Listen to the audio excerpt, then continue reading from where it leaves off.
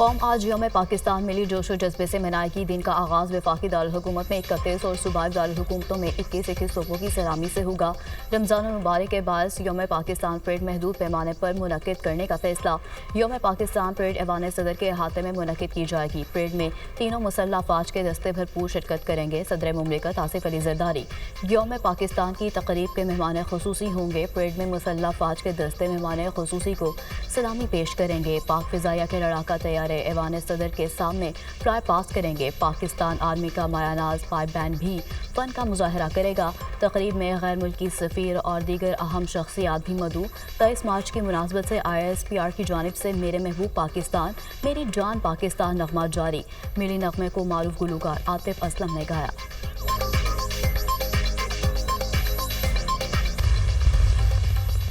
صدر اور وزیر اعظم کی قومی دن پر پورے قوم کو مبارکباد۔ آج ہمیں سیاسی، معاشی اور سیکیورٹی کے بڑے چیلنجز کا سامنا ہے۔ پاکستان کو پیچیدہ عالمی حالات، معاشی دباؤ سے نمٹنا ہوگا۔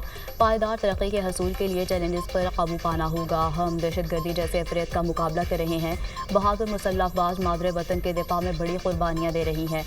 ہمارا سفر مشکل ضرور ہے لیکن ناممکن نہیں۔ صدر مملکت آصف علی زرداری کا یوم پاکستان پر پیغام۔ مقبوضہ کشمیر اور فلسطین کے عوام کے ساتھ اپنی غیر متزلزل حمایت کا اعادہ۔ گزشتہ ایک برس میں ہم نے پاکستان کی معیشت کو پائیدار ترقی کی راہ پر گامزن کیا۔ اقتصادی اشاریوں میں بہتری کے ساتھ ہم نے اپنی معیشت کو مضبوط کیا۔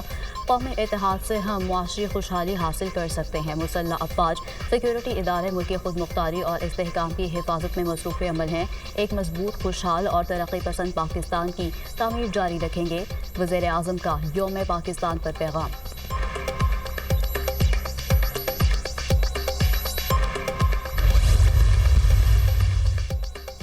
عسکری قیادت کی بھی قوم کو یوم پاکستان کی 85ویں سالگرہ پر دلی مبارکباد۔ 23 مارچ 1940 ہماری تاریخ کا ایک اہم لمحہ ہے، ایک ایسا دن جس نے بطور قوم ہمارے ویژن کو اجاگر کیا۔ قوم جمہوریت کے جھنڈے تلے ترقی کی منازل طے کر رہی ہے۔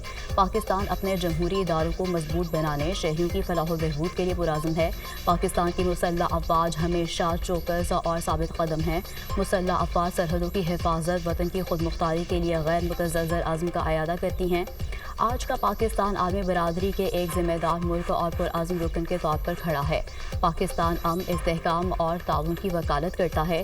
یقینی بنائیں گے پاکستان دنیا میں ہم آہنگی کا مینار بنا رہے۔ ہر قیمت پر پاکستان کی حفاظت کریں گے۔ Chairman joint chiefs of staff committee services chiefs کا یوم پاکستان پر پیغام۔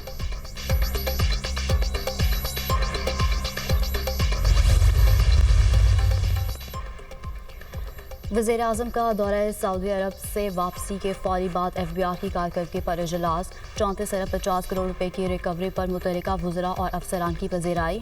مستقل نظام کی تشکیل کے لیے لائحہ طلب کر لیا۔ محنت اور لگن سچی ہو تو کامیابی ضرور ملتی ہے۔ عوام کی ایک ایک پائی کی حفاظت کے لیے جس قدر ہو سکا کوشش کریں گے۔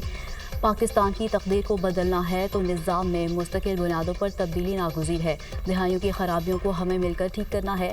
100% ڈیجیٹائزیشن، تھرڈ پارٹی ویلیڈیشن اور مسلسل نگرانی سے ہی نظام میں بہتری آئے گی۔ خود بدھ میں ملوث ملازمین کے خلاف بھرپور کارروائی عمل میں لائی جائے گی۔ وزیر اعظم کی متعلقہ حکام کو ہدایت۔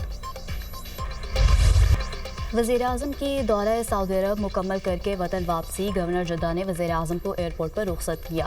وزیر اعظم کے دورے کا مقصد پاکستان اور سعودی عرب کے درمیان دور طرفہ تعلقات کو مضبوط بنانا، اقتصادی تعاون کو بڑھانا اور دونوں ملکوں میں سرمایہ کاری کو فروغ دینا تھا۔ دورے کے دوران وزیر اعظم کی سعودی ولی عہد محمد بن سلمان سے ملاقات۔ دونوں رہنماؤں کا کلیدی شعبوں میں شراکت داری بڑھانے پر تبادلہ خیال۔ وزیر اعظم نے سعودی وزیر سرمایہ کاری سے بھی ملاقات کی۔ پاک سعودی اقتصادی تعاون کو مضبوط بنانے پر تبادلہ خیال کیا گیا۔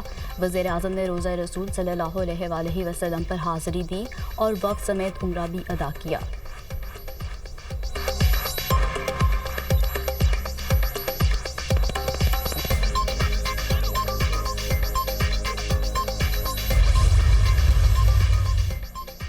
پاکستان کے نمائندہ خصوصی محمد صادق کا دورہ افغانستان۔ افغان وزیر خارجہ امیر خان متقی سے کابل میں اہم ملاقات۔ پاکستان اور افغانستان کے درمیان تعلقات پر تبادلہ خیال۔ پاک افغان تعلقات کو مزید مستحکم بنانے کے لیے اعلیٰ سطح کی مصروفیات اور بات چیت کو بڑھانے پر اتفاق۔ صادق خان کا افغانستان سے مسلسل مصروفیات اور باہمی فائدہ مند تعلقات کے لیے پاکستان کے عزم کا اعادہ۔ نمائندہ خصوصی کی افغان قائم مقام وزیر تجارت نور الدین عزیز سے بھی ملاقات۔ दो तरफा तजारती और इक़्तिसादी ताल्लुकात पर तबादला ख्याल। फ़रीक़ैन ने इलाकाई तजारत और राब्तों की मुकम्मल सलाहियत को गुरूए कार लाने पर इत्तेफाक किया। सादिक खान का एक्स पर पैगाम।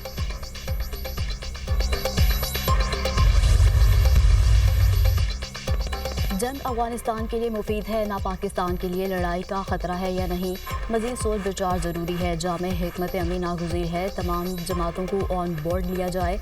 नवाज शरीफ सीनियर सियासतदान हैं, उनको किरदार अदा करना चाहिए। JUI जनरल काउंसिल का इजलास अप्रैल में होगा, इजलास में मुस्तकबिल की पॉलिसी की मंजूरी लेंगे। JUI सरबराह मौलाना फजल रहमान की निजी TV से गुफ्तगू।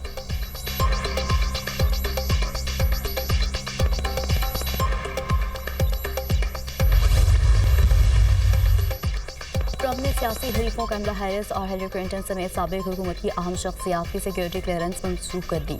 साबिक अमरीकी वज़ीर ख़ारजा एंटनी ब्लिंकन की सिक्योरिटी क्लियरेंस भी मनसूख। सिक्योरिटी क्लियरेंस मनसूख होने से तमाम शख्सियात खुफिया मालूमात तक रसाई हासिल नहीं कर पाएंगी। इन शख्सियात की खुफिया मालूमात तक रसाई अब मुल्क के मुफाद में नहीं। अमरीकी सदर ट्रंप का रद्द-ए-अमल। साबिक अमरीकी सदर जो बाइडन की सिक्योरिटी क्लियरेंस डोनाल्ड ट्रंप पहले ही मनसूख कर चुके हैं।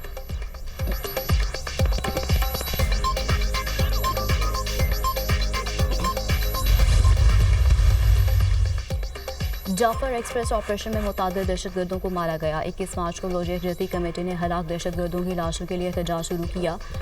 BOIC की शिद्दत पसंद मुजाहिरीन और उनके मुसल्लह अफराद ने पुलिस पर फायरिंग की और पथराव भी किया। BOIC रहनुमाओं के साथ मौजूद मुसल्लह गुंडों ने 3 अफराद को हलाक कर दिया। सिविल हुकाम और पुलिस ने लाशों की हवालगी का मुतालबा किया ताकि असल जिम्मेदारों का तयन किया जा सके। BOIC की क़यादत ने लाशों की हवालगी से इनकार कर दिया। BOIC क़यादत जानती थी कि तीनों अफराद बशमूल अफ़गान शहरियों को उनके अपने लोगों ने मारा है। पुलिस ने लाशें बाज़ियाब करके मुतल्लिका ख़ानदानों के हवाले कर दी। BOIC रहनुमाओं और उनके मुसल्लह अफराद के खिलाफ मुकदमा दर्ज किए गए। Commissioner office Quetta.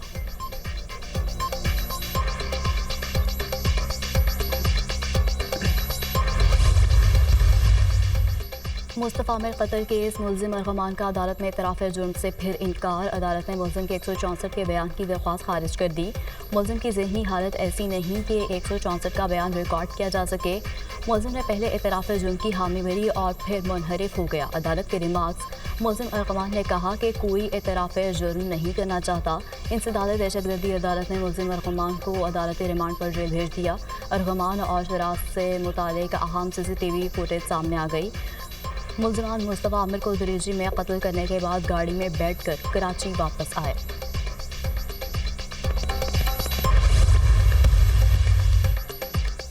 Social media पर इदारों के खिलाफ प्रोपेगेंडे का केस। PTI कारकुन हैदर सैयद की जमानत बाद गिरफ्तारी की दरख्वास्त पर समाअत 24 मार्च तक मुलतवी। अडयाला जेल गए तो बेटे से मुलाकात नहीं कराई गई। वालिदा के बेटे से मुलाकात कराने की सदा। इसके लिए एक अलहदा प्रोसीजर है, आप उसको फॉलो करें। ड्यूटी जज शहजाद खान के रिमार्क्स।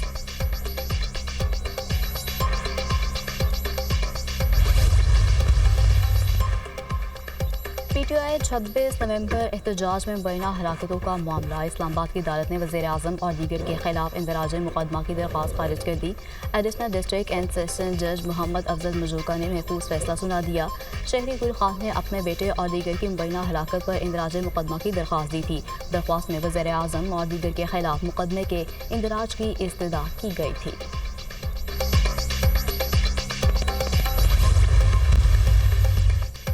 PTI के 113 से ज़्यादा वर्कर्स इंसदाद दहशतगर्दी अदालत में पेश। अदालत ने PTI के 88 वर्कर्स को 6 दिन की शनाख्त के लिए जेल भेज दिया। जिन मुलजिमान की रुककार जारी हो चुकी उनकी रिहाई होगी। जज ताहिर अब्बास सिप्रा के रिमार्क्स। 26 नवंबर के PTI एहतजाज पर थाना तरनोल और कोहसार में मुकदमा दर्ज हैं।